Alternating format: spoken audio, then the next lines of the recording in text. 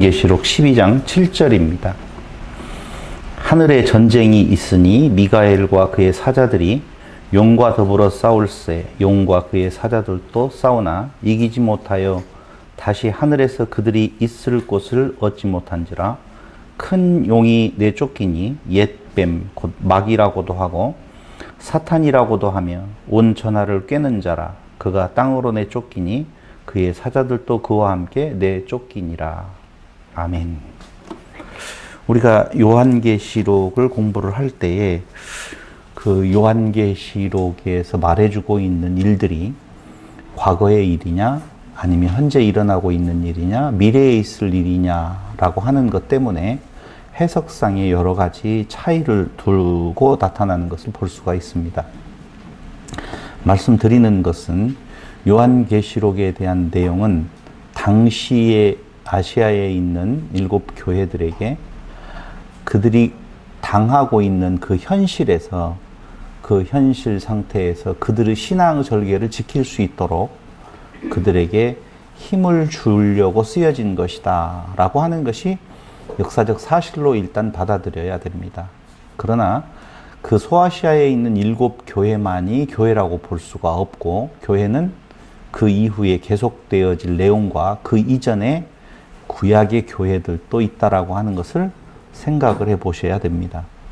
그렇다라고 보면 제가 누누이 성경이라고 하는 것이 무엇에 대한 내용이냐라고 하면 창조의 과정을 이야기하는 거다. 하나님의 창조의 역사를 말해주고 있다. 창조사다라고 말씀을 드렸어요. 이게 무슨 말이냐면은 물속에 있었던 존재, 티끌과 같은 존재를 하나님과 같은 존재로 만들어가는 하나님의 역사를 담고 있다라고 보셔야 되는 거예요. 그렇다면 요한계시록은 하나님의 창조 완성에 대한 내용을 말해주고 있는 내용인 것이거든요. 그렇기 때문에 그 과정에 있어서 이 내용이 어느 때에 무슨 일이 일어날 것인 건가에 대한 미래의 예측서는 아니라는 것입니다. 미래는 이미 성경을 통하여서 알 수 없도록 해놓았다. 인간은 절대 알 수 없다라고 정의를 내리고 있거든요. 그런데 미래에 무슨 일이 언제 일어날 것인 건가를 성경을 통해서 특히 요한계시록을 통해서 공부해 보려고 하는 것은 어리석은 시도요. 잘못된 길로 빠질 수밖에 없는 내용이라는 거예요. 그렇다면 창세기로부터 시작을 해서 유다서까지에 대한 내용이 하나님의 그 창조의 역사를 잘 그려내고 있다라고 보면 요한계시록 그 마지막 책은 당연히 이제까지 그 말해줬던 내용에 대한 결론, 요약이라고 볼 때에 그렇게 어려운 책이 아니다라고 하는 것이고 어느 시기에 특정한 성도들만을 위한 책은 더더군다나 아니다라고 하는 거예요. 그래서 요한계시록을 해석하면서 그 해석이 먼 훗날 있을 어떤 시기에 특정한 성도들에게만 해당되어지는 책으로 보고 해석을 하는 것은 틀림없이 오류가 발생될 확률이 대단히 높다 그 말입니다. 그렇다면 지금 12장에 대한 내용도 결국은 다시 말씀드리면 오랜 후에 있을 일에 대한 내용이 아니고 그 당시의 성도들에게 전해준 메시지고 그리고 오늘 우리에게도 전달되어져서 해당되어지는 메시지고 그 전 그리스도 오시기 전 구약의 성도들에게도 해당되어지는 메시지가 틀림이 없다라고 하는 사실이에요. 그런데 그 내용을 어디를 중심으로 해서 전개하느냐? 우리가 복음서는 예수님의 일생을 소재로 해서 메시지를 증거를 해요. 그렇다면 요한계시록은 바로 예수님의 십자가와 부활 사건을 중심으로 해서 메시지를 증거한다. 이렇게 여러분들이 정리하고 계시면 12장 공부하는 것도 그렇게 어렵지는 않습니다.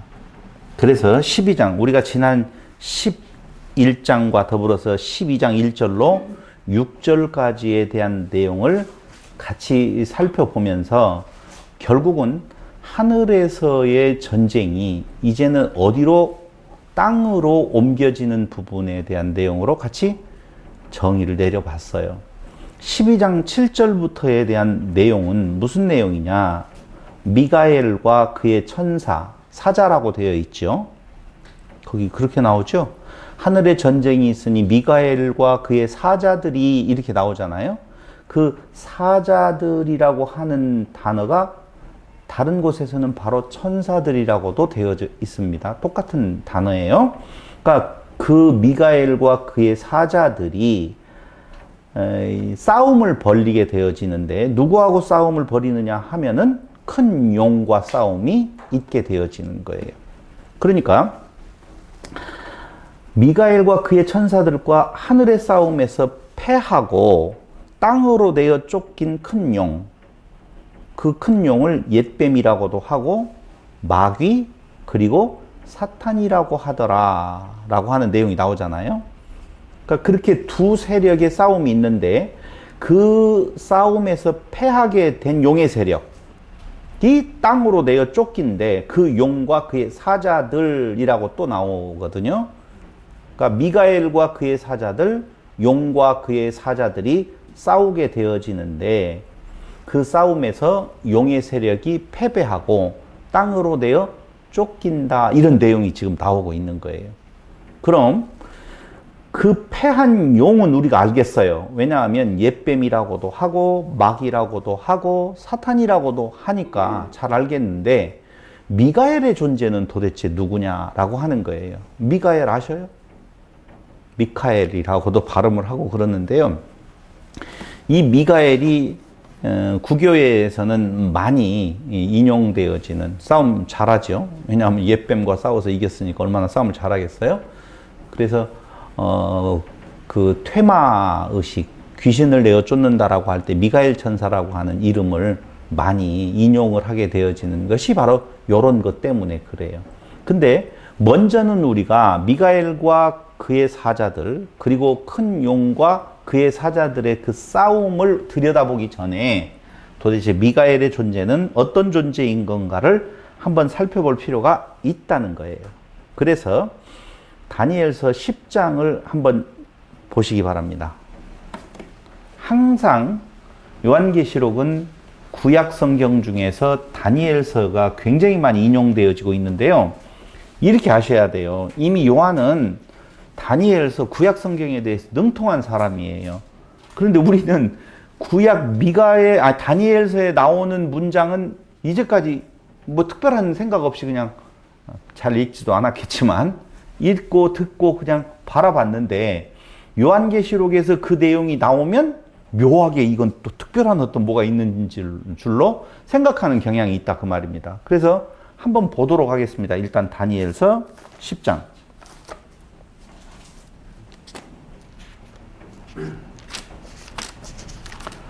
10장을 찾아보셨으면 5절로부터 21절까지를 전부 다 보면 그 내용이 굉장히 요한계시록 12장하고 밀접한 관계가 있구나 라고 하는 내용을 알 수가 있는 것입니다. 다니엘서 10장 5절 한번 보도록 하겠습니다.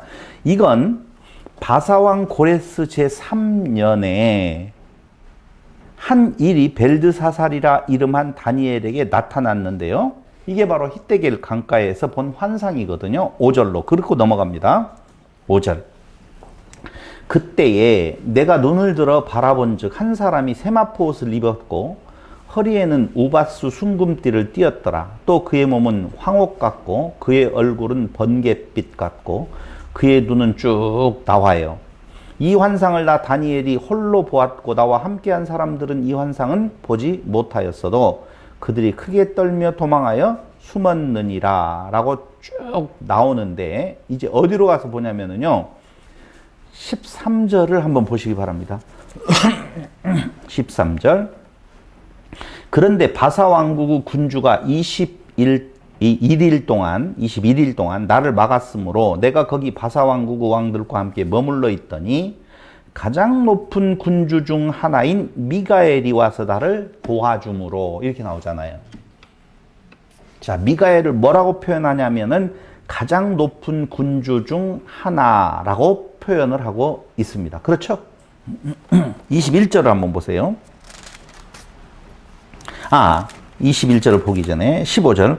그가 이런 말을 내게 이를 때에 내가 곧 얼굴을 땅에 향하고 말문이 막혔더니 인자와 같은 이가 있어 내 입술을 만진지라. 내가 곧 입을 열어 내 앞에 서 있는 자에게 말하여 이르되. 자, 인자와 같은 이 나오죠? 인자와 같은 이 나오면 항상 누구가 떠오른다고요? 그리스도가 떠오른단 말이에요. 미카엘 천사 나왔고 인자와 같은 이 나왔어요. 그렇죠? 그런데 쭉 읽어보면 21절. 오직 내가 먼저 진리의 글에 기록된 것으로 내게 보이리라. 나를 도와서 그들을 대항할 자는 너희의 군주 미가엘 뿐이니라 라고 나오잖아요. 그러니까 미가엘 천사 나왔고요. 인자와 같은 이 나왔고 인자와 같은 이를 도와서 그 일을 이룰 자는 누구밖에 없다? 미가엘 천사밖에는 없다 그 말입니다. 그러니까 미가엘 천사는 어떤 존재로 지금 다니엘서에서 표시하고 있느냐라고 보면은 그리스도와 거의 방불한, 어떤 의미에서 보면 이렇게 표현할 수가 있어요. 그리스도의 대행자, 뭐 이렇게 표현할 수가 있다 그 말입니다. 그래서 승리하고 굉장히 밀접한 연관관계가 있죠. 인자의 수하 권력자라고 미가엘 천사에 대해서 이야기를 하고 있는 거예요. 그럼 이 미가엘은 도대체 누구냐면요, 이렇게 보셔야 돼요. 하늘의 언약 공동체, 땅에 대응하는, 땅 교회에 대응하는 하늘의 언약 공동체가 있을 거 아니에요? 그 언약 공동체의 대표가 바로 미가엘 천사예요. 미가엘 천사가 이겼다라고 하는 말은 뜻이 하늘에서 이룬 것 같이 땅에서도 이루어지다 라고 하는 것처럼, 이제 그 미가엘 천사와 그의 누구들? 아까 뭐라고 그랬어요? 예? 천사. 그 다음에 천사를 거기에서는 사자. 그들과의 싸움에서 패한 용의 세력들이 땅에 와서 당연히 그 다음 싸움을 해야 되겠어요? 안 해야 되겠어요? 해야 된다는 내용이 12장의 내용이라고요. 그럼 그게 동시에 일어나는 일인 건가? 쫓겨나고 난 뒤에 일어나는 일인 건가? 도대체 미가엘 천사는 어떻게 그 용의 세력을 하늘에서 이겼는 건가? 한번 퀴즈 냈어요, 제가. 어떻게 이겼어요? 그렇죠. 오늘 나를 도와서 그 일을 이룰 자, 그러니까 십자가와 무엇이 부활 그 사건 때에 미가엘 천사는 누구를 이긴 거예요? 큰 용의 권세를 이겨서 그들은 땅의 세력으로 내려앉게 되어진다. 지금 내용이 그렇게 전개되어지고 있다는 것입니다. 그래서 오늘 바사왕 고레스 3년에 히데겔 강가에서 본 환상 중에서 바로 이 천사 미가엘에 대한 내용이 정의되어지고 있다라고 보면, 그 미가엘 천사와 누구? 큰 용의 세력의 그 싸움을 통하여서 결국은 패배하게 되어진 그 용의 세력이 땅으로 내어 쫓기더라 라고 보고 있는 것이죠. 이렇게 지금 이야기를 하고 있어요. 요한계시록 12장에서. 자, 거기까지 이해가 되셨으리라고 생각을 하는데요. 땅으로 내어 쫓긴 큰 용은 옛뱀이라고도 하고 마귀 사탄이라고도 하는데, 옛뱀은 창세기 3장 1절과 14절에 나와요. 그거 너무너무 잘 알고 있죠. 그리고 같은 존재예요. 그런데 도대체 그 옛뱀, 큰 용은 어떤 존재인 건가에 대한 정체를 좀 알고 싶잖아요. 알고 싶죠? 그래서 그 뒤에다가 붙여놓는 거예요. 쓸데없이 사탄 마귀라고 하는 내용을 왜 붙여놓았는 건가? 붙여놓은 이유가 마귀라고 하는 단어는요, 헬라어로 디아볼로스, 들어봤죠? 디아볼로스, 애들이 게임에 많이 나오는 내용이에요. 디아볼로스 라고 하는 디아볼로스. 그 디아볼로스가 마귀인데요, 그 헬라어 디아볼로스는요, 중상자, 비방자라는 뜻을 가지고 있어요. 우리는 자꾸자꾸 디아볼로스를 어떻게 생각하냐면요, 뿔 달린 어떤 존재로 생각한다니까요. 그게 아니라고요. 비방자, 중상자가 디아볼로스예요. 누가 떠올라요? 안 떠오르는구나. 하나님 앞에서 중상하고 비방하는 자가 있어요. 그 중상하고 비방하는 말 속에는 하나님 당신도 죄 있는 존재가 아닙니까? 이렇게 말하는 거예요. 누구요? 욥 앞에서 중상하고 비방이에요. 뭐라고요? 제가 저렇게 말을 잘 듣는 것 같은 것은 하나님이 그렇게 해 주었기 때문에 그렇습니다. 당신에게 문제가 있잖아요. 라고 하면서 사실은 욥을 중상하고 비방하지만 누구까지? 하나님까지, 그 하나님의 권한까지도 넘보는 것이 누구라고요? 큰 용, 마귀라고 하는 이름 가진 존재라고. 그러니까 뿔 달린 마귀 생각하시면 안 돼요. 뭐가 마귀라고요? 중상자, 비방자. 그 다음에 사탄이라고 표현하고 있는데요. 사탄은 사타나스라고 하는 헬라어를 쓰고 있는데요. 사타나스는 대적자, 대항자라는 뜻이 있거든요. 그럼 한번 생각을 해보자라고요. 누구의 대적자예요? 그리스도의 대적자, 하나님의 대적자지요. 하나님께 대적하는 큰 용은 무엇으로 대적하고 있는 건가? 다른 거 아니에요. 에덴 동산에서 하나님의 그 말씀을 바꿔버려요. 어떻게 바꿔요? 먹지 말아라. 죽는다. 라고 했는데 안 죽는다. 라고 바꿔놓아 버리거든요.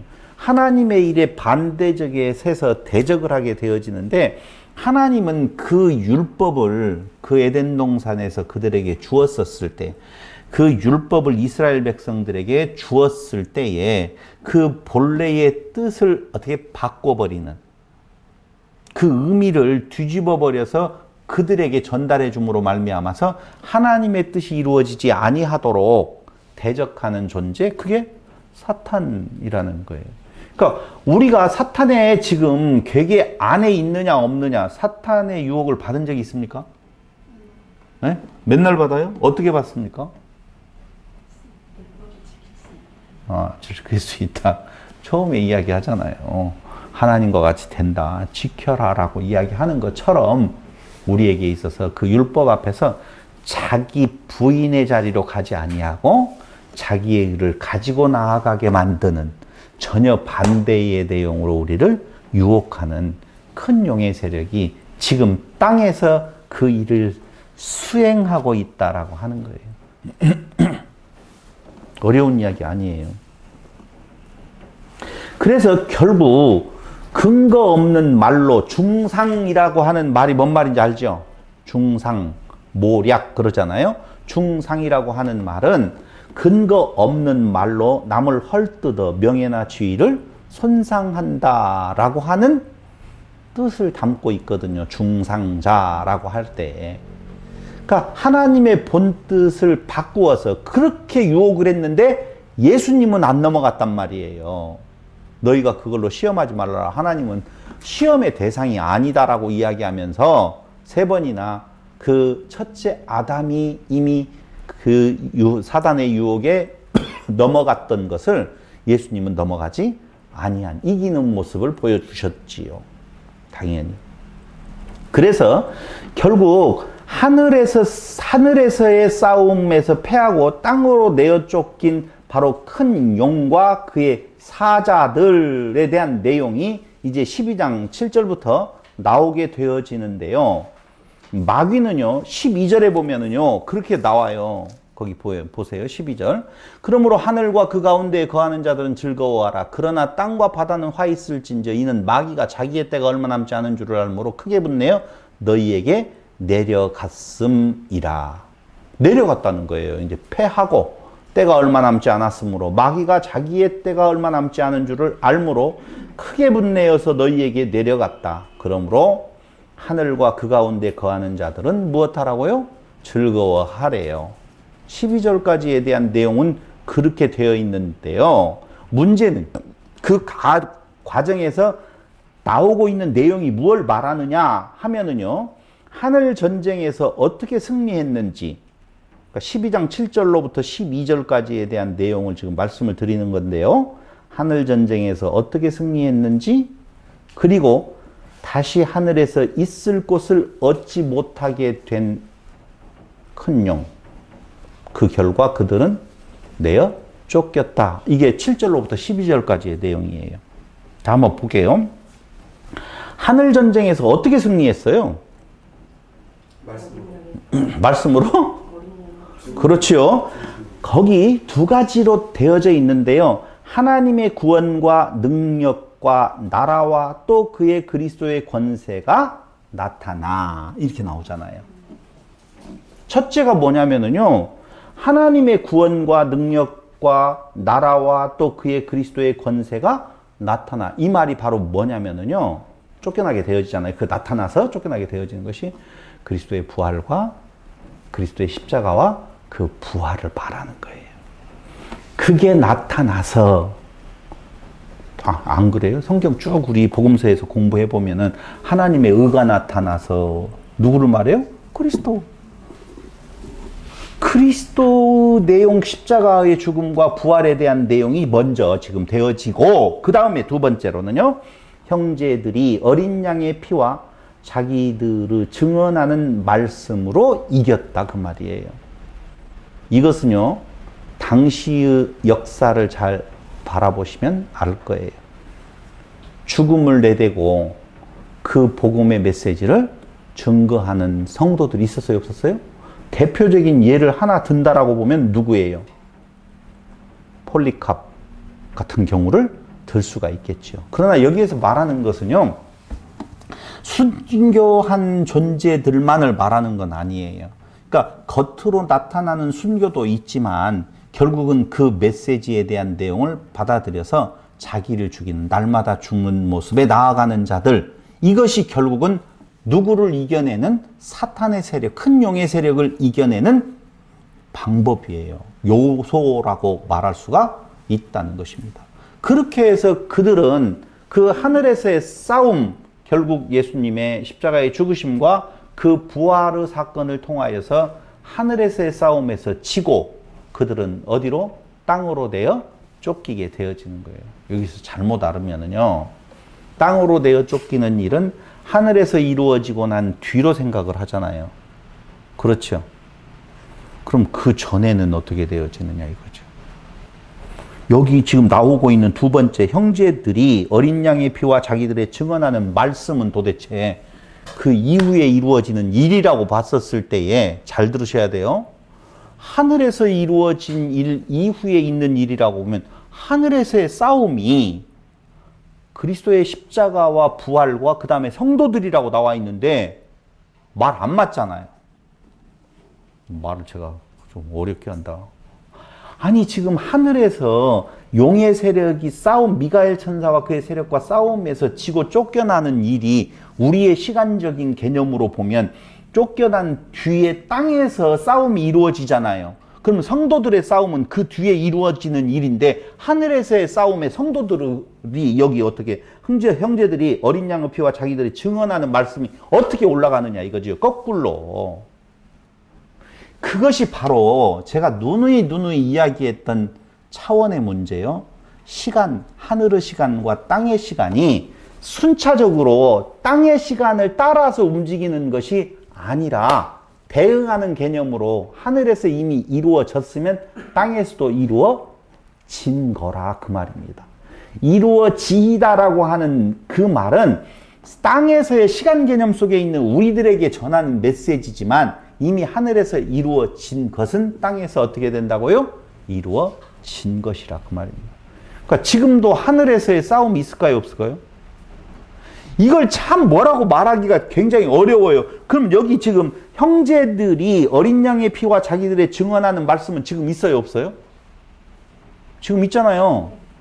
지금 있으면 그걸로 인하여서 하늘의 싸움을 이겼다라고 하면 아직 안 이긴 거네. 이겼고 이길 것이고 그런 것이 되어지잖아요. 이게 바로 하늘 시간과 땅의 시간의 대응이라고요. 제가 누누이 차원 이야기를 하는 내용은 하늘의 시간을 땅의 시간으로 재단할 수 없고 땅의 시간을 하늘의 시간을 가지고 와서 설명할 수가 없는 거라 그렇게 말씀을 드릴 수 있다니까요. 두 가지 일이 우리 느낌으로는 시간차를 두어야 되는 것 같지만 하늘의 시간에서는 동시에 일어나는 일이기 때문에 그리스도의 십자가의 사건과 부활의 사건은 당시의 7교회 성도들에게도 해당되어지지만 그 이후의 교회들에게도 해당되어지고 그 이전의 구약의 성도들에게도 다 해당되어지는 그걸 무슨 시간이라고 그래요? 영원한 시간, 영원한 성취라고 말한다 그 말입니다. 왜 제가 이 말씀을 드리냐면요, 싸움은 그리스도께서 하셔서 그리스도로 승리로 끝나는 거 아니냐, 우리가 무슨 필요가 있느냐. 아니요, 거기에 친절하게 잘 나와 있는 내용이 바로 형제들이 어린 양의 피와 자기들의 증언하는 말씀이라고 하는 것이 하늘 싸움에 같이 들어가 있더라 그 말입니다. 지금 또 한번 볼까요? 7절. 하늘에 전쟁이 있으니 미가엘과 그의 사자들이 용과 더불어 싸울세. 용과 그의 사자들도 싸우나 이기지 못하여 다시 하늘에서 그들이 있을 곳을 얻지 못한지라. 큰 용이 내쫓기니 옛뱀 곧 마귀라고도 하고 쭉 나오면서 거기 11절 또 우리 형제들이 어린 양의 피와 자기들을 증언하는 말씀으로써 그를 이겼으니. 이겼어요? 이길 것이다? 이겼으니 그들은 죽기까지 자기들의 생명을 아끼지 아니하였도다. 그런데 그 죽기까지 생명을 아끼지 아니하는 것은 아까 말씀드린 폴리캅이라든가 몇 순교자들의 육체적인 순교자들이 있지만 그들뿐만 아니라 그럼 순교자 몇 명 빼고는 나머지는 어떻게 되어져요? 다 지는 건가? 아니라고요. 그게 자기 부인이라고 하는 그들의 순교를 같이 의미한다라고 보셔야 되는 것입니다. 됐죠? 그래서 땅에서 이루어진 일에 하늘 반영의 사역자가 바로 누군 건가? 미가엘이라고 하는 천사장이에요. 한마디로 말을 하면. 그러니까 땅과 하늘의 일이 동시에 같이 일어나는 일인데 그건 구약의 성도들에게도 마찬가지고 그 당시의 일곱교회와 그때의 성도들도 마찬가지고 그 이후에 우리들에게까지 같이 해당되는 일을 이미 그래서 하늘에서 이룬 것처럼 어디에서도 땅에서도 이루어지이다라고 하는 이루어진 일에 펼쳐지는 상황을 말하는 것이지 다시 이겨야 될 일은 아니라는 거예요. 승리가 보장되어져 있는 싸움이 아니 승리해 놓은 싸움이지 승리해야 될 싸움이 아니라고 하는 사실을 그러면 힘이 되어지지요. 만약에 그들에게 그렇게 말하지 아니하고 야 하늘에서 이겼으니까 너희들은 땅에서 순교를 해야 된다. 자 시작. 몇 명이나? 몇 명 안 돼요. 진짜 땅에서 목숨 잃은 존재가 몇 명이나 되어져요. 어떤 사람은 예수님 이후로부터 순교자를 뭐 8천만 명? 7천만 명인가? 숫자가 엄청나죠. 그럼 엄청난 속에 나는 들어가요, 안 들어가요? 한국 사람 중에 주기철 목사 빼고 몇 명이나 들어갈까요? 어디 뭐 7, 8천 명이 언제 죽었지? 나 모르게. 7, 8천 명이 아니고 7천 명? 7천만 명? 뭐 그렇게 어떤 통계가 그 내용을 이야기를 하더라고요. 그 통계를 이야기하는 사람은 뭐 때문에 그 이야기를 했냐면요. 14만 4천 부분에 대한 내용을 이야기를 하면서 14만 4천이 아니라 순교자만 하더라도 7천만 명이다 뭐 이렇게 이야기를 하면서 그 통계를 한번 인용하는 것을 제가 보았던 적이 있습니다. 어쨌든 그들이 내어 쫓겼다는 거예요. 잘 생각을 해보셔야 돼요. 내어 쫓겼으면 하나 분명한 사실은 하나님 앞에서 참소하는 일은 할 수가 있어요, 없어요? 없는 거예요. 용 세력, 사탄, 마귀는요 하는 일이 참소자란 말이에요. 그 참소하는 일 우리 알잖아요. 욥기서에 이미 나와 있고 스가랴서에서도 이미 참소하는 내용이 나와 있는데 그 일을 그들은 할 수가 없게 되어졌다. 그래서 뜻이 하늘에서 이룬 것 같이 땅에서도 이루어지이다 라고 말하고 있는 거예요. 걱정 없어요 우리는. 왜요? 이미 다 이루어진 사실이 이 땅 위에서 펼쳐져 갈 뿐이다 라고 하는 거예요. 욥기는 너무 잘 알고 있으니까 스가랴서 한번 볼까요? 3장 1절로 2절. 스가랴서 3장 1절로 2절.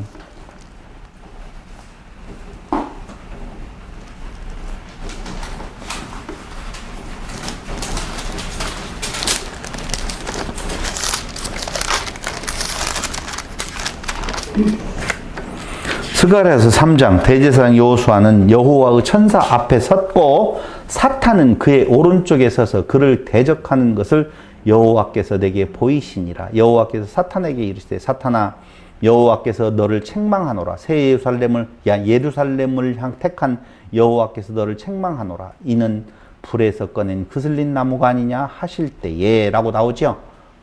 사탄이 어디에 서 있대요? 여호와 앞에 사탄은 그의 오른쪽에 서서 그를 대적하고 있더라 그 말입니다. 그런데 예수님의 십자가와 부활로 사건으로 말미암아서 이제 사탄은 어디 앞에? 하나님 앞에 서서 얘는요 욥을 참소했던 것처럼 그러한 참소가 일어나지 않는다는 거예요. 그럼 걱정하지 마세요 여러분. 지금은 다 십자가와 부활로 말미암아 그 일이 이루어지지 않냐고 땅에 내려왔어요. 자, 땅에 내려왔는데요. 땅이라고 하니까 또 지구로 내려왔다고 생각할지 모르겠네요. 그럼 사탄은 지금 달에는 없나요? 저쪽 안드로메다에는 없나요? 어떻게 된 거죠? 그 땅은 뭐예요 도대체? 땅된 사람들이에요. 자꾸 우리는 지구를 중심으로 한 새 생각에 꽉 들어차 있어가지고 하늘은 어디고 땅은 어디예요? 그래서 땅으로 내려왔다라고 하니까 그 하늘에는 없고 거기에만 있다고요? 아니요. 이제는 하나님 앞에서 참소하지 아니하고 직접 사람을 향하여서 무엇하는 거예요? 싸움을 벌이는 거예요. 그런데 그 싸움 가운데에 성도들을 향한 외침이 있어요. 그 내용이 뭐예요? 요한계시록 12장이에요. 10절 내가 또 들으니 하늘에 큰 음성이 있으니 이르되 이제 우리 하나님의 구원과 능력과 나라와 또 그의 그리스도의 권세가 나타났으니 우리 형제들을 참소하던 자 곧 우리 하나님 앞에 밤낮 참소하던 자가 쫓겨났다고 그러잖아요. 그렇죠? 쫓겨났는데 또 우리 형제들이 어린 양의 피와 자기들을 증언하는 말씀으로써 이를 이기었으니 그들은 죽기까지 자기들의 생명을 아끼지 아니하였도다. 그러므로 하늘과 그 가운데에 거하는 자들은 무엇하라? 즐거워하라. 만약에 참소하는 자가 아직도 있다라고 보면 어떤 참소로 혹시 마음을 돌릴까 염려할 수도 있지만 이제는 참소하던 자리에서 떠나 내려와서 우리에게 직접적인 무엇은 끼칠지 몰라도 위협은 끼칠지 몰라도 절대 하늘의 뜻은 변화되어짐이 없다. 그건 염려할 것 없다. 그 말. 그러므로 하늘에 속한 자들은 기뻐하지만 어디에 속한 자들은? 그러나 땅과 바다는 화 있을진저 이는 마귀가 자기의 때가 얼마 남지 않은 줄을 알므로 크게 분내어 너희에게 내려갔습니다. 이제 확정이란 말이에요. 그러므로 땅에 속한 자들은 그게 곧 사망의 결과를 가져올 일이다. 하늘에 속한 자들은 염려하고 걱정할 것 없다. 절대 뒤집어지지 않는다. 라고 하는 확증으로서의 그리스도의 십자가와 부활을 지금 이야기를 하고 있는 거예요. 자, 조금 세부적으로 본다라고 보면 12장 7절 용과 더불어 싸우지요. 12장 7절에 하늘에 전쟁이 있으니 미가엘과 그의 사자들이 용과 더불어 싸울세. 용과 더불어 싸울세. 여기 구약 성경을 모르면은요, 이 말이 얼마나 참 재미있는 말인지 이해가 잘 안 가요. 조롱하는 말이거든요. 뭐 조롱한다는 말이 뭔 말이냐. 지금 용과 그의 세력들을 조롱하는 모습이 오늘 7절에 나와 있는 하늘에 전쟁이 있으니 미가엘과 그의 사자들이 용과 더불어 싸울세 요 말이에요. 왜 그러냐고요? 찾아봐야죠. 어디를 찾아봐야 되겠어요? 다 같이 시작. 말해줘요. 그렇지. 다니엘서. 알고 있으면서 왜 그래요? 다니엘서 7장 21절을 보세요.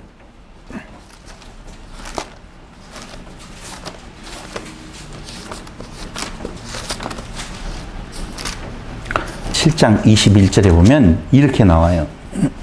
내가 본즉 이 뿔이 성도들과 더불어 싸워 그들에게 이겼더니 이렇게 나오잖아요.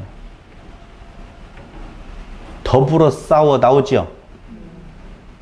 저를 보시고 거기를 보지 말고 더불어 싸워 더불어 싸울세 나오지요. 근데 다니엘서에서는 누가 이겼어요? 뿔 달린 존재가 이겼단 말입니다. 더불어 싸워서. 근데 너희가 이긴 줄 알았지? 그런데 22절 옛적부터 항상 계신 이가 와서 지극히 높으신 이의 성도들을 위하여 원한을 풀어주셨고 때가 이름의 성도들이 나라를 얻었더라. 결론은 요 얻었더라는 것처럼 어디에서? 요한계시록 12장 7절에서 더불어 싸울세 누가 이겼다라고 나오느냐? 성도들과 뿌리 성도들과 더불어 싸울세 이렇게 나왔던 것이 미가엘과 그의 사자들이 용과 더불어 싸울 때 바뀌었잖아요. 다니엘서에서는 뿌리 누구와 싸웠다고 나와요? 성도들과 더불어 싸울세 그들이 이겼다고 나오고 요한계시록 12장 7절에서는 거꾸로 미가엘과 그의 사자들이 용과 더불어 싸울세 어떻게 됐다? 미가엘이 이겼다 그 말이에요. 그러므로 지금 기고만장해 있는 용의 세력들에게 너희가 이긴 줄 알았지? 근데 다니엘서에 그 뒤에 나오는 구절에서 어떻게 하겠다?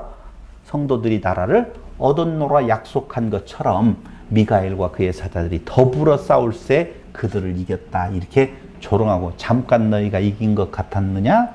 까불지 마 이놈아 하고 그런 구절들을 잘 알고 있는 요한이 그 내용을 인용해서 지금 비교해서 그 승리에 대한 내용을 묘사해 주고 있는 거라 그 말입니다. 그러니 구약 성경을 잘 모르면 이게 도대체 무슨 의미가 있고 왜 이렇게 여러분 이게 그냥 막 휘갈기는 메시지가 아니에요. 정확하게 성령의 인도를 따라서 그 구약에 대한 지식과 모든 것을 가지고 요 요한계시록을 지금 써가고 있단 말입니다. 여러분들은 별로 그렇게 안 느껴지는지는 몰라도 저는 이 내용에서 아하 결국 용의 패배로 귀결이 되어진다라고 하는 내용들을 알 수가 있는데요. 제가 여기까지만 이야기하면 여러분들이 별로 그렇게 짜릿함을 못 느낄 수도 있었어요. 지금 별로 안 짜릿한 것 같아서 짜릿함을 제가 한 번 더 드리기 위해서 요한계시록 11장 7절을 보세요. 11장 7절. 그들이 그 증언을 마칠 때 무적행으로부터 올라오는 짐승이 그들과 더불어 전쟁을 일으켜 그들을 이기고 그들을 죽일 터인즉 누가 이겨요? 무적행으로부터 올라오는 세력이 이겨요. 아까 어디에서 다니엘서에서 말하는 것처럼 그래도 안 짜릿하구나. 하나를 더 보여줘야만이 짜릿할 것 같아요. 13장 7절 그 뒤에 또 나오네요. 뭐야 이겼는데 왜 13장 7절 뒤엔 이야기가 나오느냐. 아까 이야기했어요. 시간에 대한 내용. 13장 7절에 보니 또 권세를 받아 성도들과 싸워 이기게 되고 각 족속과 백성과 방언과 나라를 다스리는 권세를 받으니 누가요? 사탄의 세력이 용의 세력이 그러니까 과정에서는 분명히 사단이 어떻게 하는 것처럼 이기는 것처럼 나타나지만 궁극적으로는 다니엘서 27장 22절에서 약속한 것처럼 누가 미가엘과 그의 사자들 성도들이 이긴다라고 하는 내용이에요. 그런 힘내라 힘. 지금 그 아시아에 있는 7교회 성도들은요 지는 것 같아요 이기는 것 같아요? 지는 것 같이 느낄 거 아니에요. 맞다. 다니엘도 그랬고 요한계시록 몇 장이에요? 11장과 13장에서 말하는 것처럼 그들이 잠깐 이기는 것 같지만 결국 하늘에서 뭐 했다? 승리했다. 그러므로 지금 땅에서 일어나고 있는 그들의 괴롭힘은 잠시 잠깐이지 영원한 거 아니다. 힘내라 힘! 그 말이다. 두려울 거 없어요 여러분. 그리고 고민할 거 없어요. 이 땅 위에 살아가는 날 동안 매번 유혹에 빠져서 지는 것 같아도 은혜가 은혜됨을 깨닫게 알게 하는 하나님의 섭리 방법이지 궁극적으로는 승리가 보장되어져 있다라고 하는 것처럼 다니엘서 7장 22절의 내용이 성취되어졌다라고 하는 내용인 것입니다. 그럼 더불어 싸우려고 12장 17절에 한번 보세요. 이제 또 나와버려요. 거기서 이제 머리 아프게. 용이 여자에게 분노하여 돌아가서 그 여자의 남은 자손, 여자는 누군지 알죠? 교회라고 말씀을 드렸어요.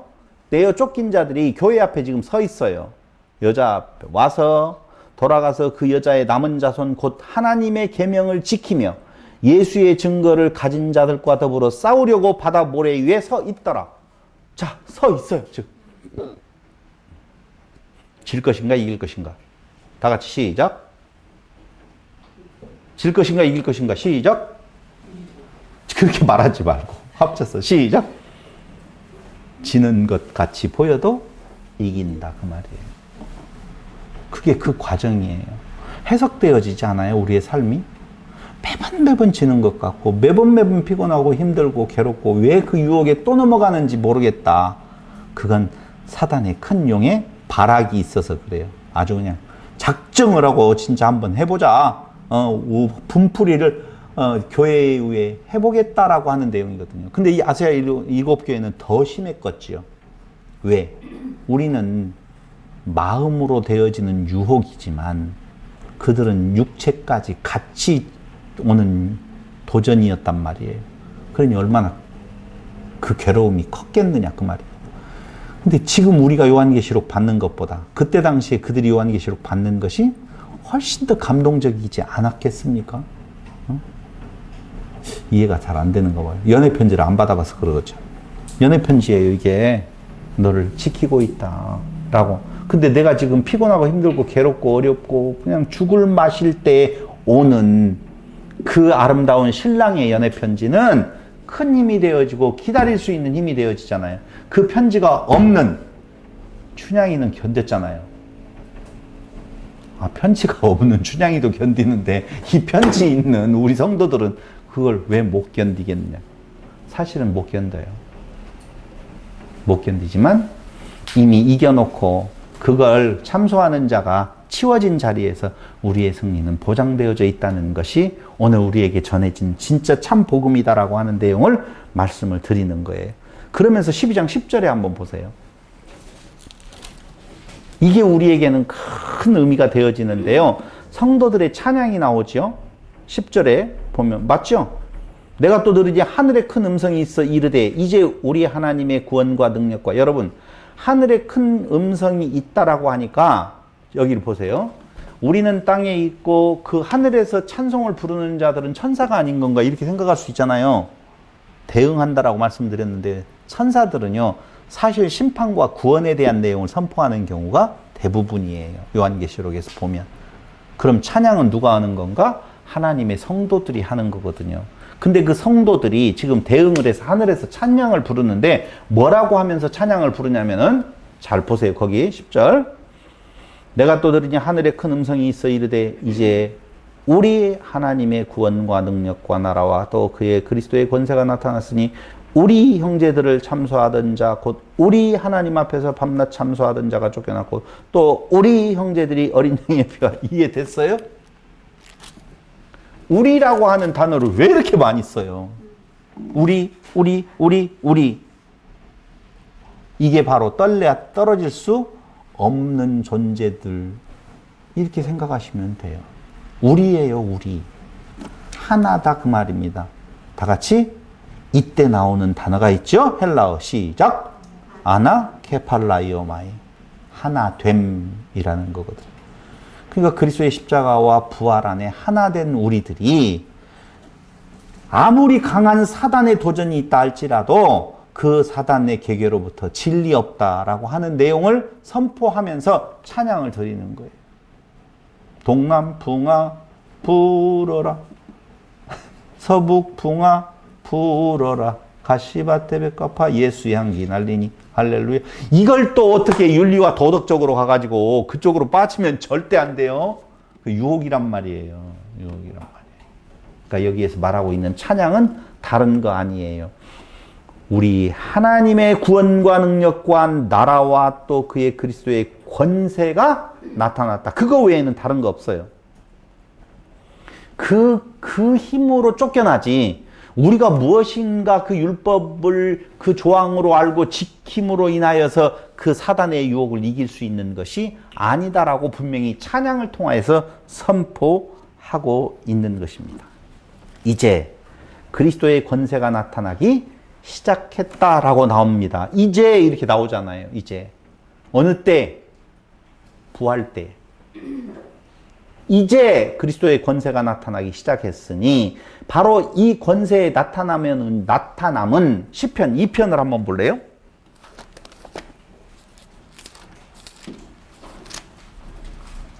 시편 2편에 보면은요. 7절로 9절에 보면 내가 여호와의 명령을 전하노라. 여호와께서 내게 이르시되 너는 내 아들이라. 오늘 내가 너를 낳았도다. 내게 구하라. 내가 이방 나라를 내 유업으로 주리니 내 소유가 땅끝까지 이르리로다. 네가 절장으로 그릇을 깨뜨리며 질그릇같이 부수리라 하시도다. 바로 시편 2편에 대한 열방이 분노하고 도전해 오는데 그 내용에서 이김에 대한 내용의 약속이 시편 2편이라고 보면 바로 요 시편 2편에 대한 내용의 성취라고 보셔야 됩니다. 근데 하나 아셔야 될 것은요. 요한계시록 11장 15절에 보면은요. 약간 다른 성취에 대한 내용이 나오는데요. 11장 15절. 일곱째 천사가 나팔을 불매 하늘에 큰 음성이 나서 이르되 세상 나라가 우리 주와 그리스도의 나라가 되어 그가 세세토록 왕노로 타시리로다. 이건 완전한 성취거든요. 이 완전한 성취와 같지는 않지만 그리스도의 권세가 나타나기 시작했었을 때에 결국은 땅에서도 사탄의 큰 용의 세력은 무너지고 성도들이 궁극적으로 승리하게 되어져 있다라고 하는 내용을 말해주고 있는 거예요. 그래서 예수님의 부활은 결국 하늘에서 원수의 권능이 파괴되어지고 원수의 나라가 파멸하게 된 계기를 지금 표상하고 있는 거예요. 예수님이 부활했다라고 하는 내용은 이렇게 보셔야 되잖아요. 부활은 다른 말로 풀이해보면 이거 나왔으면 좋겠는데 부활이란 부활절마다 부르는 찬양이 있어요. 다시 사는 거예요. 그렇죠? 다시 살려면 무엇을 무너뜨려줘야 돼요? 예? 사망 권세가 패배해야 돼요. 사망 권세를 이기는 것이 부활이라 이렇게 말할 수가 있단 말입니다. 그러므로 부활이라고 하는 것은 하늘에서 원수의 권능이 파괴되어졌다. 두 번째로는 원수의 나라가 파멸되어졌다라고 하는 것을 표현하는, 표상하는 것이다. 그 말이에요. 이게 무슨 말이냐면요. 원수의 권세는 사망이잖아요. 죄의 싹슨 뭐라고요? 사망이라고 그랬잖아요. 근데 그 사망을 이기고 부활하셨다라고 말을 하는 것은, 선언하는 것은 원수의 권세가 어떻게? 끝장났다. 지금 그 말이잖아요. 이게 이 땅 위에서 예수님께서 부활하셨다라고 하는 말은 원수의 권능이 파괴되어져 버렸다. 원수의 나라가 파멸되어졌다라고 하는 것을 보여주는 것이다. 그 말이에요. 부활을 쉽게 보면 안 된다니까요. 예수님께서 부활하셨다라고 하는 것은 사망 권세를 이기셨다는 말이고, 사망 권세는 아까 용의 세력이 가져오는 굉장히 무서운 거잖아요. 그런데 예수님께서 부활하심으로 말미암아 사망 권세가 무너졌고, 사망 권세를 주관하고 있는 누구가? 원수의 권능, 원수의 나라가 파괴되었다라고 하는 것을 표상하고 있는 내용이라 그 말입니다. 그러면 우리는 부활을 생각할 때마다 우리는 죄로부터의 뭐가? 해방이 이루어졌다. 사망 관계가 있어요, 없어요? 없어요. 제일 두려워하는 것이 뭐예요? 사망 아니에요. 이번에 14일 동안 14일이 금방 지나가더라고요. 금방 지나가 버렸어요. 어떻게 하다 보니까 시작한가 했더니 14일이 지나가 버렸어요. 좀 더 쉬고 싶어요. 마지막 날에는 조금 하루 이틀 더 쉬어도 되겠다는 생각이. 그러면서요, 제가 느낀 것이요, 140일인들 금방 안 지나갈까? 14년은 얼마나 걸릴까? 여기 생각을 하니까요, 제가 62살에 14년을 더하면은요, 14년을 더했더니 76세예요. 우리 아버님 돌아가신 날짜가 67인데, 우리 아버님 돌아가신 날짜에 10년 정도가 더 가득했더라고요. 가만히 생각을 해보니까. 그럼 14년 금방 간다고 그랬잖아요. 그래, 조금 더 살아서 한 2배, 한 30년? 30년을 더하면요, 92세죠. 92세인데요. 100세 넘어 사는 사람이 몇만 명이더라고요. 100세 넘어 사는 사람이. 우리 어머님 나이가 지금 90이거든요. 그럼 90 넘어 80 넘어서 사는 삶의 의미가 도대체 영원한 것을 추구하는 거 아닌 다음에 육체적으로 무엇을 추구하면서 살아갈 것인 건가에 대한 내용을 잘 생각을 해보신다라고 보면은요, 육체의 사망은 그리 멀지 않아 있어요. 그것 때문에 두려워한다라고 보면은요, 영원한 사망으로 들어가는 일에 대해서 얼마나 우리가 신경 써야 될 것인지, 깊이 생각해 봐야 될 것인지를 생각해 볼 필요가 있더라니까요. 사망 권세를 이겼다라고 하는 말은요, 우리의 육체적인 삶을 몇 년 연장시켜 준다든가, 1000년을 연장한들, 10,000년을 연장한들, 그게 어떤 의미가 있겠어요? 오늘 아침에 뉴스를 봤어요. 뉴스를 봤더니요, 신체 나이는 90 몇 살까지, 평균 92세까지 올라갔더라고요. 평균 나이가. 그런데 무릎 나이는 60세면 끝장난대요. 그러니 바르게 서서 살 날도 별로 안 남았다고요. 근데 바르게 서서 살지도 못할 날들을 위하여서 우리는 끝없이 뭔가를 추구해가고 거기에 온통 관심을 다 가지고 가고 있다니까요. 이미 60세 넘어가면은요, 퇴행의 전조가요, 확실하게 온다 그 말입니다. 그곳에 우리의 마음이 있는 것이 아니라 영원한 하나님의 생명이 우리에게 있음을 기억한다라고 보면 그게 이미 약속되어진 거 아니냐 그 말입니다. 그리스도의 부활이라는 의미가 그런 의미가 있다니까요. 사망 권세 다, 원수의 권능, 원수의 나라가 다 파괴되어졌다라고 선언하면서, 성도들아, 너희들이 지금 당하고 있는 육체적인 고난, 그때 당시에 성도들에게는 그런 의미가 있었죠.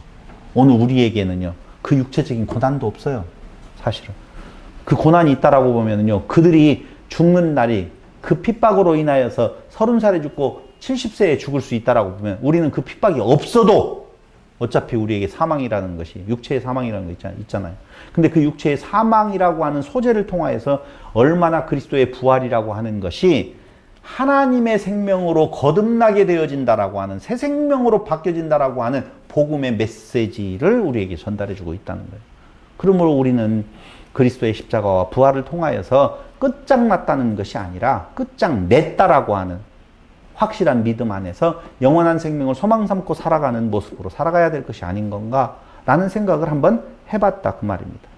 그래서 사단의 떨어짐이라고 하는 것은, 그렇죠? 사단이 이제 떨어졌다고 나오잖아요. 지금 떨어지면 2번 나와요. 첫 번째는요, 첫 창조시. 두 번째로는요, 두 번째 창조시에 당연히 있어야 될 거 아니냐 이거죠. 이사야 14장 한번 보실래요? 14장 11절.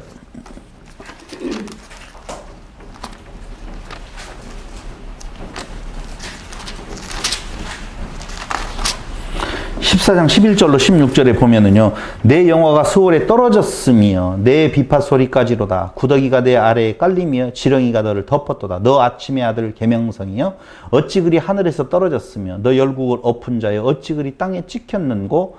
네가 내 마음에 이르기를, 내가 하늘에 올라 하나님의 뭇별 위에 내 자리를 높이리라. 내가 북극 지폐의 산 위에 앉으리라. 가장 높은 구름에 올라가 지극히 높은 이와 같아지리라 하는도다. 그러나 이제 내가 스월 곧 구덩이 맨 밑에 떨어짐을 당하리로다. 너를 보는 이가 주목하여 너를 자세히 살펴 보며 말하기를, 이 사람이 땅을 진동시키며 열국을 놀라게 하며 라고 나오죠. 하나 더 찾아볼까요? 에스겔서 28장 12절로 19절. 에스겔서 28장 12절. 인자야, 두로 왕을 위하여 슬픈 노래를 지어 그에게 이르기를, 주 여호와의 말씀에 너는 완전한 도장이었고 지혜가 충족하며 온전히 아름다웠도다. 내가 옛적에 하나님의 동산 에덴에 있어서 각종 보석꽃, 홍보석과 황보석과 금강석과 황옥과 홍만호와 창옥과 청보석과 남보석과 홍옥과 황금으로 단장하였으며 네가 지음을 받던 날에 너를 위하여 소고와 비파가 준비되었도다. 너는 기름 부음을 받고 지키는 그룹이며 내가 너를 세움에 네가 하나님의 성사 안에 있어서 불타는 돌들 사이에 왕래하였도다. 네가 지음을 받던 날로부터 내 모든 길에 완전하더니 마침내 내게에서 불의가 드러났도다. 내 무역이 많음으로 내 가운데 강포가 가득하여 네가 범죄하였도다. 너 지키는 그루바 그러므로 내가 너를 더럽게 여겨 하나님의 산에서 쫓아냈고 불타는 돌들 사이에 멸하였도다. 내가 아름다움으로 마음이 교만하였으며 내가 영화로움으로 내 지혜를 더럽혔으며 내가 너를 땅에 던져 왕들 앞에 두어 그들의 구경거리가 되게 하였도다. 내가 죄악이 많고 무역이 불의함으로 모든 성소를 더럽혔으며 내가 네 가운데 불을 내어 너를 사르게 하고 너를 보고 있는 모든 자 앞에서 너를 땅 위에 재가 되게 하였도다. 만민 중에 너를 아는 자가 너로 말미암아 다 놀랄 것이요 내가 공포의 대상이 되고 네가 영원히 다시 잊지 못하리로다 하셨다 하라. 떨어짐에 대한, 높은 자리에서 떨어짐에 대한 내용을 이야기를 하면서 유다서 1장 6절을 보세요.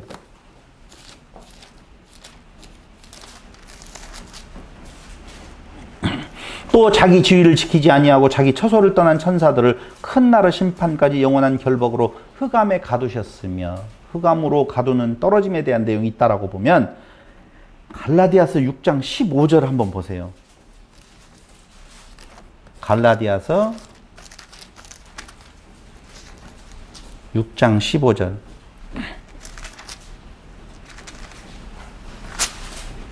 할례나 무할례가 아무것도 아니로되 오직 새로 지으심을 받은 것만이 중요하니라. 새 창조가 일어날 때에 두 번째 창조가 있단 말이에요.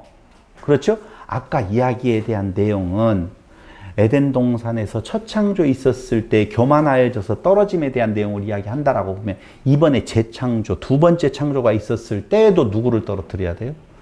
그 마음에 그 높아지기를 원하는 자들을 떨어지게 만든다라고 하는 것이 요한계시록 1장 5절, 3장 14절, 고린도 후서 5장 14절로 17절에 보면 그렇게 사단의 떨어짐이, 사단의 그 괴계가 무너지게 되어지는 일들이 일어난다라고 하는 사실이에요.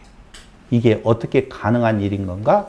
누누이 말씀을 드리지만 하나님의 창조 사역은 오늘 어떤 누구의 방해를 받지 아니하고 그 당신의 계획하신 그대로 이루어진다.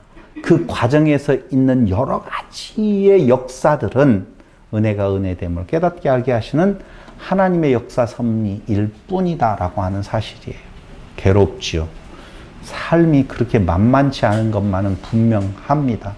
우리가 그 일을 이겨내려고 하는 것이 아니라 하늘에서 이긴 그 천사장 미가엘과 그의 사자들, 그들의 승리가 어디에서? 그리스도의 십자가와 부활을 통하여서 이루어진 것처럼 그 그리스도의 십자가와 부활은 오늘 내어 쫓긴 이 땅 위에서의 그 사단들이 그 모래 위에 서서 이제는 대전쟁을 벌이려고 폼잡고 있었을 때에도 무엇하지 말아라? 그 도전이 아주 극심하고 악랄할지 몰라도 이미 승리되어져 있다라고 하는 내용을 오늘 요한을 통하여서 하나님은 우리에게 메시지를 던져주고 있는 것이다. 그 말입니다. 12장에 대한 내용도 역시 마찬가지로 이미 하늘에서 뜻이 이루어진 것처럼 땅에서도 이루어지기를 바라는 그 기도처럼 하나님께서 그들에게 만들어주겠다라고 하는 약속인 것입니다. 그러므로 오늘을 살아가는 우리들이 사단 무서워할 것 없고요. 용의 세력 무서워할 것도 없고요. 그 용의 세력이라고 하는 것이 어느 때에 나타나서 그 큰 바깥의 세력으로 전쟁을 일으키는 그런 세력으로 우리에게 오는 것이 아니라 지금 오늘 우리의 마음속에서 늘상 도전하는, 무엇하라고요? 높아지라고. 너를 찾아가 보라고. 너의 인생이 영원할 거라고. 네가 하나님과 같이 못될 일이 뭐가 있느냐라고 하면서 자기의 존귀성을 드러내려고 도전해 올 것입니다. 그곳에서 보장된 승리, 약속된 승리의 약속을 믿고 살아가시는 성도 여러분들이 되시기를 바라겠습니다. 기도드리겠습니다. 고마우신 아버지 하나님, 오늘 우리에게 아무리 어려운 도전이 있다 할지라도 이미 패배된 자들의 바라김에 다시 한번 확인해 보았습니다. 그리스도의 십자가와 부활의 사건이 그들의 계획을 다 무너뜨리고 하나님의 계획된 약속되어진 하나님의 자녀로서 하나님으로서 만들어 가신다라고 하는 이 약속이 오늘 우리를 평강 가운데로, 화평 가운데로 샬롬의 단계로 이끌어가 주시기를 예수님의 이름으로 기도드립니다. 아멘.